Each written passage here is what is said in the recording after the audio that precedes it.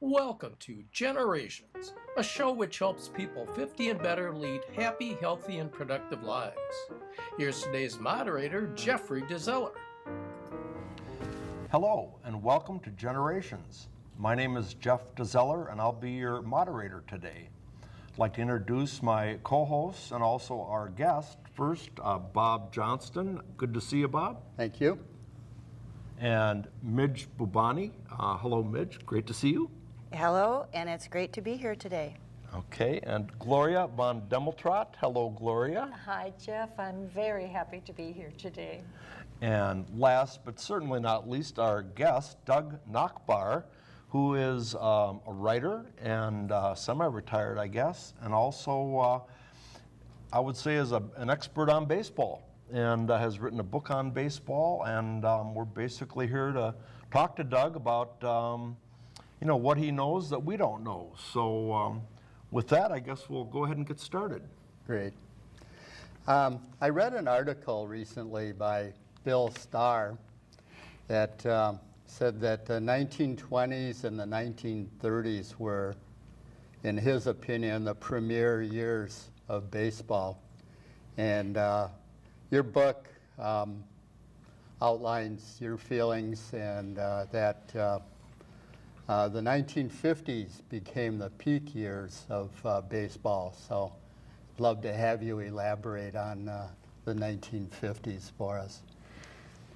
Well, I consider the 1950s the peak years of what's called the golden age of baseball, which the experts disagree on and present different descriptions of and rationalizations for why they choose different years. And Bill Starr should be considered, first of all, because he was an astute baseball man with a minor league career as a catcher and a long career as an owner of the San Diego Padres. So he had to have something going for him, and that era of the 20s and 30s, and I believe his strongest point is that 4 times as many ball players are in the Hall of Fame, the Baseball Hall of Fame, who played in the 20s and 30s as any other 20-year period. But the problem is that none of the rest of us saw that era or saw players from that era. So other periods that we played in or that we saw ball players play are more in our consciousness and are considered more valuable. I grew up in the 1950s in a small river town, and I saw great baseball, both in Minneapolis and St. Paul, as well as in the small river towns of Shakopee and Belle Plaine and Jordan, and it was just outstanding ball. So I think one of the reasons for that was television wasn't as popular and as good in terms of technical quality or programming in the 1950s, so people went to the ball game on Sunday night rather than staying home and watching I Love Lucy or Gunsmoke and eating popcorn and drinking Cokes. Yeah. And the little town ballparks, they filled those grandstands with people, and it was about popcorn and pop and beer and rooting your team on to a win. So the enthusiasm was just tremendous back then. Exactly. That's So, great. how and when did you become so interested in baseball? It was the thing to do during this golden age. It's what you did, because as I explore as one of my themes in the book, it was so strong and so pervasive that I use the expression, baseball was life and life was baseball. There are many guys that I quote who said, as soon as they woke up in the morning, they grabbed their glove and their sneakers and they headed for the ballpark, or a street that was set up to play ball, or a schoolyard or whatever. But in my little town, we got into that ballpark whenever we could, until they kicked us out, or if it was raining, and it was might have been in use by another organization or something. So it was just, it's almost as if you didn't have a choice. That's exactly right. I have to say, I love baseball. It's basically the only sport I really understand, but I've always loved it. And my father played on one of these semi-pro teams many, many, many years ago, and I want to say back in the 30s, maybe 30s and 40s. 40s probably, when he played. And he was a pitcher and threw his arm out, broke his arm, so he wasn't ever able to play. But he wanted to go in the pros. That was back in the tiny town of Hadley, Minnesota, near Slayton, Minnesota. In that, I imagine he played at Slayton. But long time ago, and it created a love of baseball through my brother, his son, and my brother's son. Do you consider yourself a trivia expert on baseball? Not really anymore, because I kind of lost interest in it for a while until I got involved in doing the research on the book. And my research was really focused on specific ball players with some contextual stuff around it that keeps me out of the baseball record books. But today, with the resources on the internet, you can get all the data you want on baseball, and that's really great. Is that where you do most of your research? Yeah, Online? yes, www.baseballreference.com was most helpful. Yes. So Doug, I think I grew up in that same era, and late 50s, early 60s, and like you say, we'd get home from school in the spring or whatever, and we'd throw our books on the whatever and grab our gloves and our bat and go out, and we'd find a field, like an old farm field. I mean, this was in West St. Paul. It wasn't developed at all. Find 4 rocks and put the bases down, do the thing to see who batted, picked up teams, and went at it. And then fast forward about 40 years, my daughter was in fast pitch softball, and it was extremely regimented. Uniforms was very expensive. Adults everywhere, and I'm wondering, presumably the 50s, you're saying, was the golden era of baseball. So then this obviously is not the golden era anymore. And do you see any connection there at all between kids going out and playing just for the heck of it, no adults in sight, and kind of where we're at now? Not that that doesn't happen still. I do see a connection there, and I think it has to do with that era of greater self-reliance and I wanna prove myself. I wanna be a ball player.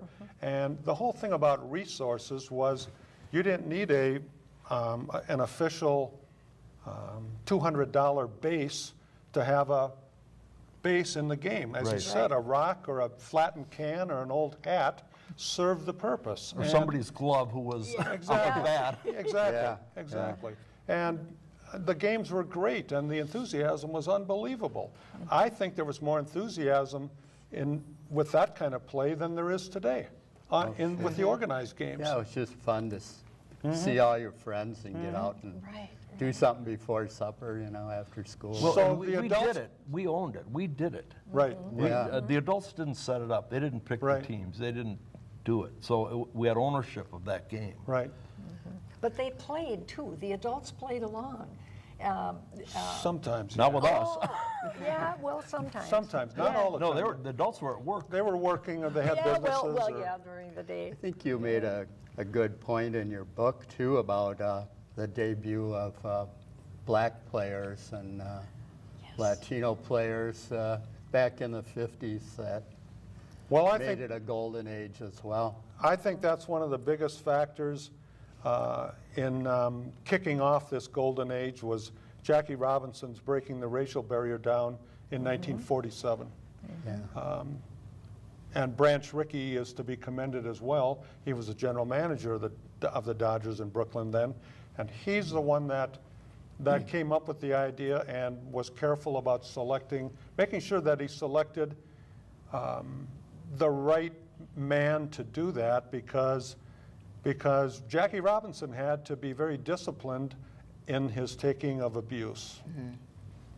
Any kind of explosive response by him, and lots of things could have turned really bad. And but he was of such character that he took it and he defied it, and he defied it with really competitive play on the field, in addition to his character as a man. Yeah. You talk about racial barriers in baseball. Can you talk a little bit about women playing baseball?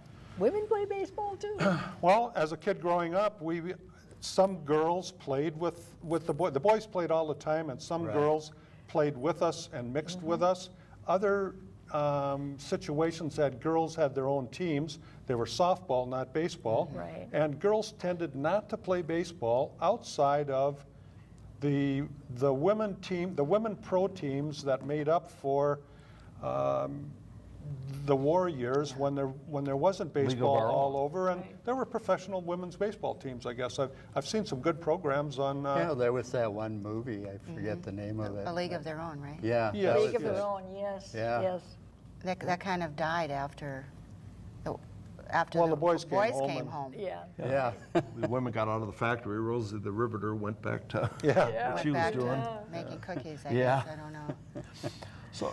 So Doug, baseball is obviously very oriented towards statistics and towards records and keeping track of what everybody does in every aspect of the game. And as everyone knows, there's been over the last couple decades, kind of a scandal or an issue with steroids, performance-enhancing drugs. And with that being said, do you feel that the records are still apples to apples, or are we talking about pre-steroid use and post-steroid use in looking at the records, or it doesn't matter, or what would be your opinion? It matters a lot to me and to other baseball purists.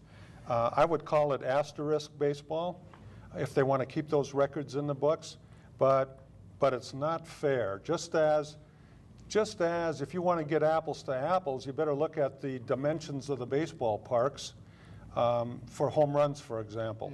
And maybe a better, clearer example would be the number of triples. When the ballparks were bigger, there were more triples. The career leaders in triples, I believe, are Ty Cobb and a teammate of his named, I forget it offhand right now, but they played 100 years ago. Nobody's come close to them. One had over 300 triples, and I think Cobb had 297 or whatever. They shrunk the ballparks, triples are down, home runs are up. How much did they shrink the, by? Well, how some of many- the deeper ballparks had 500 to 520-foot center fields. Polo with grounds? Yeah. Polo grounds. Sure. Yankee Stadium was deep in center field. They had a short right field porch for Ruth and Gehrig, but the power alleys were deep, and I think most of the ballparks had deeper power alleys. Well, they played fewer games up until maybe 20, 30 years ago. They only played, I think, 154, and then they went to 162. So those are 8 games that Babe Ruth didn't have to hit home runs. Right, right. So that's not really applicable, but things change. Well, of it's course. a factor. It's another asterisk in my table of data. Or is there enough great pitchers to populate 30 teams as opposed to the 12 teams you had forever? Well, Ted Williams weighed in on that in 1961, the year after he quit playing, and when Roger Maris broke Babe Ruth's home run record. And Williams said 20% of the major league pitchers in 61 couldn't make the major leagues the year before. Roger Maris benefited from facing AAA pitching. So that was with 18 or 20 major league teams. I suppose 10 in each league in 61. And today we have 30 major league teams. So is the talent diluted? Some of us think so. But how could it not be diluted? Exactly. Yeah. It's Well, just there's a numbers thing. more people to choose from, Yeah, more ball players to choose from, but the athletes are going into other sports. sure. How about equipment changes through the years? How does that affect the stats, as we're talking about a lot of stats? They made a lot of changes to the strike zone. This isn't equipment, but I'll Yeah. get to that. They made changes to the strike zone and to the mound, which I believe affected pitching and hitting, and made hitting easier. In other words, that strike zone is down to what I call the hitter's wheelhouse today. And I would love to have hit with that kind of strike zone. But they also lowered the mound by 5 or 6 inches standard height. And that takes a little bit of leverage off the pitcher's delivery, so the fastballs aren't as fast, the curveballs don't break as sharp, the hitters get a better pitch to hit. Yeah. Another fun thought I had about the 50s and early 60s was collecting baseball cards. Oh, yeah. Every kid had a stack of baseball cards. You know, you couldn't wait to get the latest ones of And wishes you still have. whatever. Yeah. Yes. So it was just, you know, part of that enthusiasm that it was really And you a fun traded time. them. You traded them with Yeah.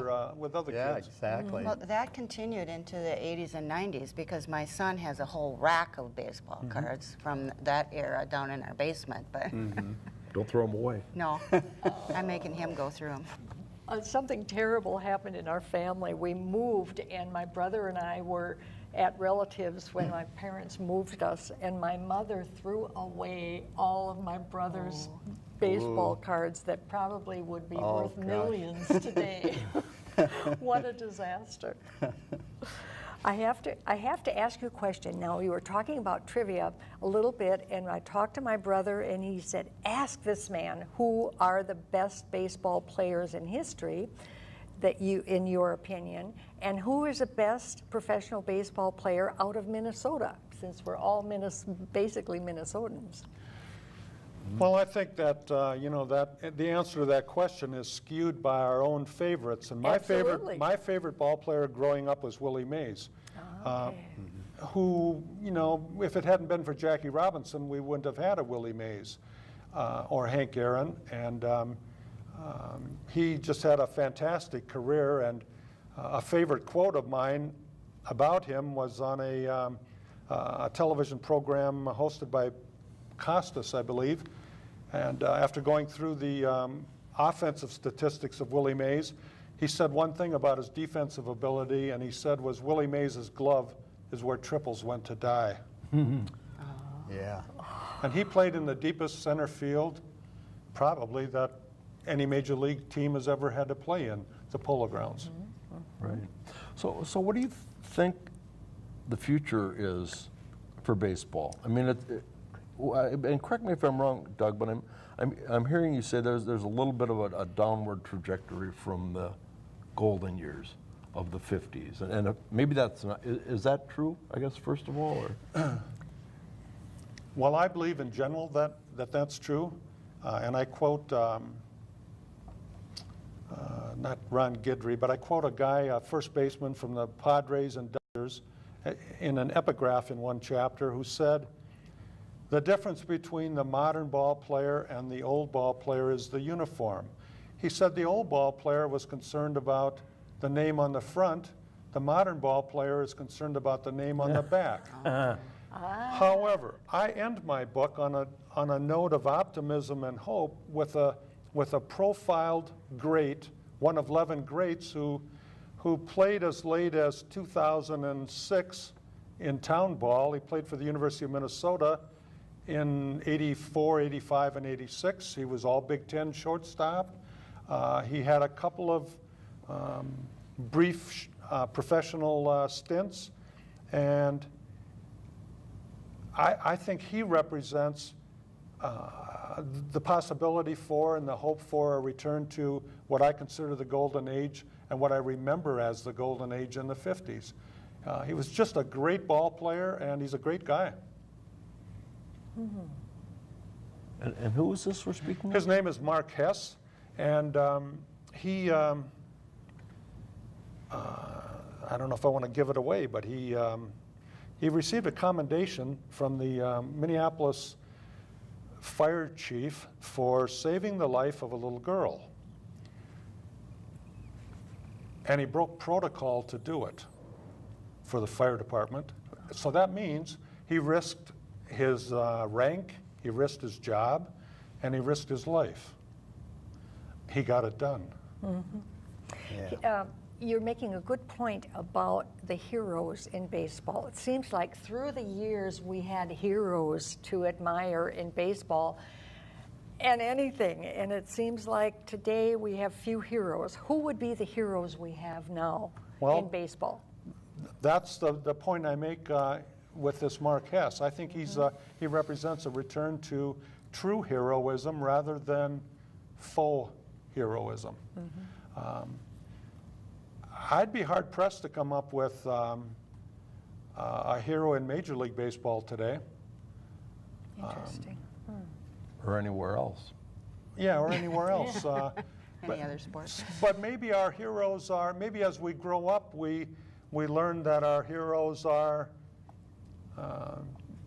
you know, the husband and father of 3 children who stays on the job and takes a second job, and the mother who has a career and you know, takes care of 3 kids at home too. Maybe it's maybe our idea of heroism and heroes is maturing, and that's important. Well, maybe the heroes are people that you know.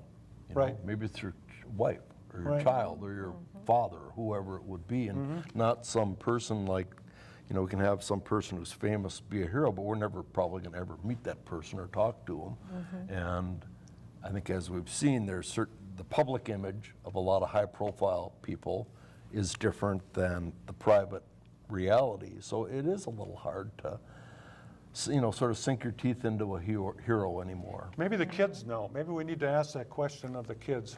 Who's their hero? Yeah, great point.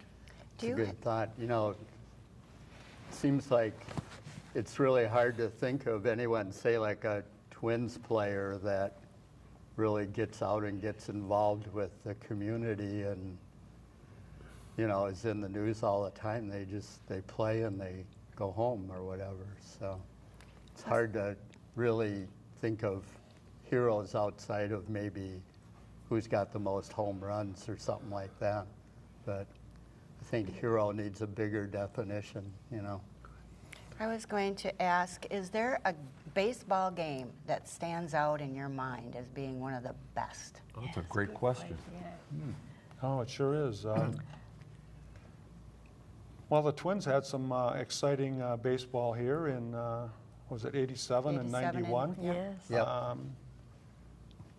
And I think the Jack Morris win in that one World Series game, that I think it was 1-0 in extra innings, 10 innings. Yeah. I mean, that's huge. Yeah. Well, and you know, Tom Kelly said, the manager of that time, said something, you probably know this, but it really supports what you're saying, where it was like 0-0, and it was the 10th inning you know, 3 more outs and they win the series. And it was like, Morris really wanted to go back out there, and Kelly was like, oh, I'm not so sure. And then he finally gave the ball to Morris, figuratively, and said, it's only a game. And I just thought that was beautiful, because that is part of what's missing, I think. Great point. And Morris really wanted the ball. And he knew what to do with it. Exactly. Yeah. He was announcing the Twins game last night, I was telling you about, actually. Oh, yeah. Earlier, yeah. the color guy. Yeah. So I guess I interrupted Midge's question or your answer to that. So that particular game was one that was really special. Any others that? You know, I saw some games as a kid that were played by the Minneapolis Millers, and that was my introduction to big-time baseball. And it was big then because the Twins weren't here yet. It was probably in 55 or 56, and the Millers were in the Little World Series. I think they were playing either Indianapolis or Omaha, and my father got tickets for the 3-game series here, and I didn't see Willie Mays because he was with the Giants already, but a whole bunch of guys that went up to the Giants were on that Millers team. Ed Brasud, Jimmy Davenport, Felipe Alou, I think Orlando Cepeda was on that team. So that was really big stuff for me, and I liked the Giants growing up, probably because of that, for a long time. And when I was growing up, we didn't have a team, as you said. There was no Twins, so it was like, okay, well, you could root for, you know, the Yankees, like boring, or you could root for Chicago or Milwaukee, because they were kind of the two closest ones. And as luck would have it, in the late 50s, they both, I think, won something, both those teams. But I would collect Chicago players and knew the Chicago players because they were, 400 miles away, but they were the closest team. White Sox or Cubs? White Sox, Yeah. as a matter of fact, yeah. Have Not you- that it had to be the White Sox, but Yeah. Have you traveled to the major fields throughout the country? No, not all of them. I've seen, in addition to our local ballparks, I've seen Camden Yards in Baltimore was really impressive, and the stadium in Denver, I like that one. I always wanted to go to Yankee Stadium, and I missed an opportunity there, and Fenway Park, and I haven't been there either, but I'd sure like to. So do you have any more books in the works, or I know you have a blog, I believe, or a series of little teasers for the book on Facebook. Are you going to expand from that, Doug, at all? Well, I've got a couple of ideas, nothing solid yet, but a couple of ideas that I'm thinking might be bookable. Baseball related. Well, one of them's baseball related. I don't know if I want to get into it, though. Somebody might steal it. You Is know, this your you first this book? could be a scoop. It's the first book that I've published and marketed. I've been involved in a lot of writing and editing of books in industry. This was more fun, though, I bet, than an This was a industry lot of book. fun, Oh, yeah. I bet this It's like was. going into the catacombs, researching those old newspapers. So I think you kind of touched on it, but can you expand it all? I mean, where do you see baseball being at all levels? You know, local levels, major league, say in 20 years? I know it's hard to guess, but Another good question. I'm hearing that kids are liking lacrosse. They're quitting baseball to go play lacrosse. And that might be the death knell for baseball, at that level anyway. And I don't know about the big league level. I imagine as long as they're making money and they can grow as a business, it'll continue at that level. yeah. Seems to be a big interest in soccer, you know. Soccer too, sure. Soccer more and more every year. And those were not things that were in existence in the 50s. I mean, they existed, but I mean, Not every high here. school team Yeah, didn't have a soccer outside the U.S. team. And so baseball was kind of the thing, you know, for the summer. You played three sports. In the wintertime, you played basketball. In the Yeah. summertime, you played baseball. And in the fall, you played football. Well, thank you very much. We're out of time. But as a final note, I would like to ask Doug, do you have a website or an internet presence at all for your work? I have a Facebook page dedicated to the book using the title of the book as the Facebook page title. Okay. And with that, I'd like to thank Doug. It's been very interesting, Doug. Appreciate it very much. And thank all my co-hosts. And with that, we will sign off and see you next time on Generations.